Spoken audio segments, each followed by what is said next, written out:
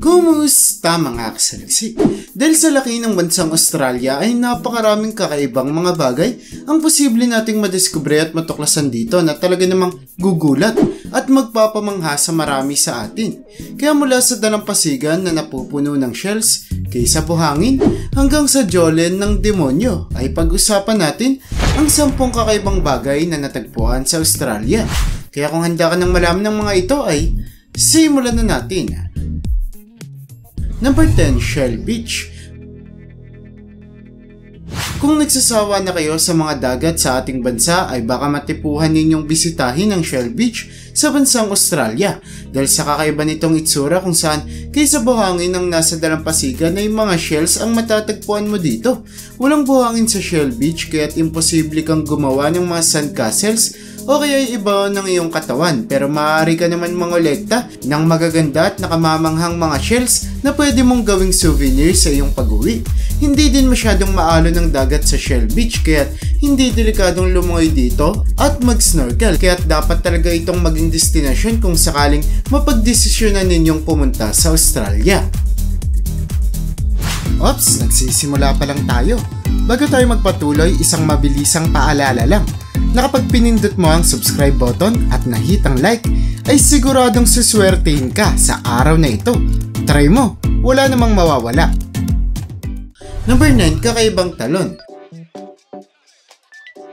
Alam ba ninyo na may kakaibang talon sa bansang Australia na talaga namang binibisita ng napakaraming turista kada taon? Ang Horizontal Falls o Garangadim ay isang uri ng talon na matatagpuan sa pagitan ng dalawang lambak sa rehiyon ng Kimberley sa Australia. At dahil pwedeng dumaan ng mga barko sa talon na ito ay talaga namang dinadayo ang Horizontal Waterfalls ng maraming tao upang maranasang dumaan dito.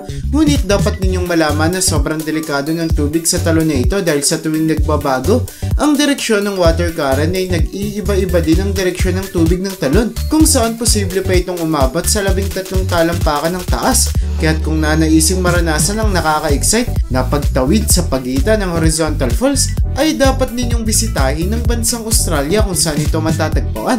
Ngunit kailangang mag-ingat dahil ang tubig sa talon na ito ang tiniguruan ding pinakadelikadong water current sa bansa. Number 8, Nomsville. Tiyak ay kikilabutan ka kung bibisitahin mo ang lugar na ito na matatagpuan sa Wellington Mill sa bansang Australia dahil napupuno ito ng mga gnome kaya't sa tuwing naglalakad sa lugar ay tila ba may mga matang nakatingin sa bawat kilos mo. Sinasabing mayroong humigit kumulang 10,000 gnome model sa Nomsville kaya't kahit saan ka tumingin ay siguradong makikita mo ang mga ito. Ginawa ang Nomsville dahil ang mga gnome ay simbolo ng swerte kaya't sinasabi ding sobrang swerte ng lugar na ito. Kaya't kahit na nakakatakot at nakakakabang maglakad-lakad sa lugar ay napakadami pa ring mga turistang bumibisita dito at ang iba ay naglalagay pa ng sariling mga gnome model para dumagdag sa populasyon ng mga gnomes dito. Number 7, Pyramid sa dagat. Kung inakakala ninyo na sa desierto lamang matatagpuan ang mga pyramid ay nagkakamali kayo dahil pati na rin sa dagat ay posibleng matagpuan ang mga dambuhalang gusali na ito katulad na lamang sa karagatan ng bansang Australia kung saan matatagpuan ang Ball's Pyramid. Ang Ball's Pyramid ay hindi ginawa ng kahit na sinong tao dahil nagmula ito sa isang bulkan na nasira matagal na panahon nang nakalilipas. At dahil napapalibutan ng karagatan ng pyramid na ito ay kakaunti pa lamang ang mga taong nakakakyat dito. Kaya't kung nanaisin mong maging isa sa pinakaunang makatapak sa tuktok ng Ball's Pyramid ay nararapat lamang na bisitahin mo ang bansang Australia kung saan ito matatagpuan. Number 6, alon na gawa sa bato. Akalain mo na isang alon ng bato na ito sa bansang Australia dahil sa kakaibang itsura nito na may aalin tulad sa mga waves na matatagpuan sa dagat. Tinatawag na wave rock ang kakaibang lupain na ito at ayon sa mga eksperto ay sobrang tagal na raw nakatayo ang wave rock dahil halos 3 bilyong taon na simula noong ito ay mabuo kaya't mas matanda pa ito kumpara sa mga dinosaurs. Ang wave rock ay may taas na 50 talampakan at hindi bababa sa 300 talampakan ng haba. At dahil sa kakaiba at nakamamangha nitong itsura ay merong lagpas sa 100,000 turista ang bumibisita sa wave rock kada taon na lalong nagpaganda ng ekonomiya at kultura ng bansa. Number 5, longest fence. Napakadaming record ang hawak-hawak ng bansang Australia na hanggang sa ngayon ay hindi pa rin natatalo ng kahit na anong bansa. At isa na rito ang pinakamahabang bakod sa buong mundo na tinatawag na Dingo Fence, kung saan may haba ito ng 5,531 kilometro. Binuo ang napakahabang bakod na ito para protektahan ang mga pananim ng mga magsasaka mula sa mga kuneho at iba pang mga hayop na nagtatangkang sirain ang kanilang mga halaman. At nakatulong din ang bakod na ito para maging ligtas ang mga tupa, manok, baka at iba pang mga hayop sa bukirin mula sa mababangis na hayop gaya na lamang ng mga lobo o fox. Number 4, dinosaur. Nagulat ang mga researchers sa bansang Australia matapos nilang matagpuan ang labi ng isang dinosaur. Matapos nilang pag-aralan ay napagtanto nila na ito ang pinakamalaking dinosaur sa kanilang bansa. Sinasabing halos 100 talampakan ng haba at may 21 talampakan ng taas ng dinosaur na natagpuan na pinangalan ng Cooper, na sinasabing isa sa pinakamalaking dinosaur na natagpuan sa kasaysayan. At dahil si Cooper ay maihahalin tulad sa mga sauropods na may mahahabang mga leeg, ay posibleng maging mas malaki pa ito kumpara sa tansya ng mga eksperto. Number 3, gubat sa abandonadong barko. Matatagpuan sa syudad ng Sydney sa bansang Australia ang barko na ito na kahit abandonado at sira-sira na ay nananatiling nakatutulong sa napakaraming tao kung saan napupuno ang barko ng mga halaman. Kaya tinawag itong floating garden. Ang barko ay dating military ship na ginamit noong pangalawang digmaang pandaigdig, ngunit taong 1972 ay iniwan na lamang ang barko at hindi na muling ginamit, kaya't madami ang nagulat matapos magkaroon ng tila gubat sa barko na naging dahilan para maraming mga turista ang pumunta sa syudad para lamang bisitahin at makita ang nakamamanghang barko na ito. At dahil sa mga photographer na kumuha ng larawan ng barko at pinost sa social media, ay lalong mas naging popular ito sa maraming mga tao. Number 2, mahiwagang lagusan.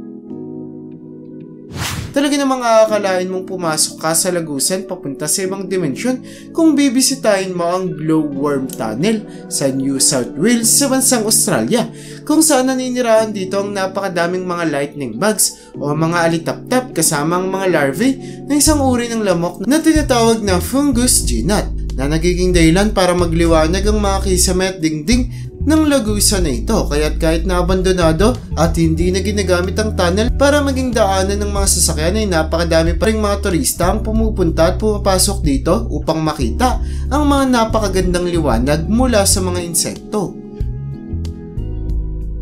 Bago tayo dumako sa una sa ating listahan, ay tignan ang larawan na ito ng isang kakaibang bungo na natagpuan sa bansang Australia. Nakakalain ng marami na nanggaling sa isang alien mula sa ating kalawakan. Ngunit bago tayo magkagulo, ay dapat malaman na gawa lamang ito ng isang sculptor para may pakita ang meaning o kahulugan ng kamatayan. Pero kahit na peke at gawa-gawa lamang ang bungo na ito, ay hindi pa rin imposible na makakita tayo ng totoong bungo ng isang alien, lalo na sa isang malaking bansa gaya ng Australia. Kumusta mga kasaliksik? Ako po si John Mark Guzman, ang boses sa likod ng Saliksik TV. At ngayon ay gusto ko kayong imbitahan na mag-subscribe sa Saliksik Gaming, kung saan maglalaro at mag-e-enjoy tayo. Kaya ano pang hinihintay mo? Subscribe na at see you there, kasaliksik! Number 1, Devil's Marble. Isa sa pinakaprotektadong lugar sa bansang Australia ang lamba kung saan matatagpuan ang Devil's Marble, dahil tinuturing ito bilang isang sagradong lugar. Kahit pa meron itong demonyo sa kanyang pangalan, ay hindi dapat isiping isinumpa ang lugar, dahil isa ito sa pinakamatandang religious site sa buong mundo, kung saan ginamit ito ng mga ninuno ng mga Australiano. Matatagpuan din dito ang libo-libong mga bilugang bato na mayroong magkakaibang mga laki. Ngunit dahil sa erosion, ay naging bilugang hugis na ang lahat ng mga ito, at dulot pa na sa tuwing natatamaan sila ng sinig ng araw tuwing umaga, nagkakaroon sila ng pulang kulay, kaya't binansagan silang Jole ng demonyo. Sobrang sikat ng lamba kung saan matatagpuan ang mga bilugang bato na ito, kung saan daang libong mga turista ang bumibisita dito kada taon para makita at makunan ng larawan at video ang Devil's Marble. Kaya't kung iisiping bisitahin ng bansa, ay nararapat lamang ninyong puntahan ang sagradong lugar na ito. At yun ang bumabuo para sa listahan natin sa video na ito. Ang bansang Australia ang pang-anim sa pinakamalaking bansa sa buong mundo, kaya't hindi nakataka-taka kung maraming mga kakaiba at nakakagulat na bagay ang pwedeng matagpuan dito, kagaya na lamang ng mga tinalakay natin sa video na ito. Kaya para sa'yo, alin sa mga ito ang gugustuhin mong makita kung sakaling pumunta ka sa Australia? I-comment mo naman yan sa baba. At hanggang dito na lang muna ang aking bahagi. Hanggang sa muli mga kasaliksik, maraming salamat sa panonood. See you in my next video.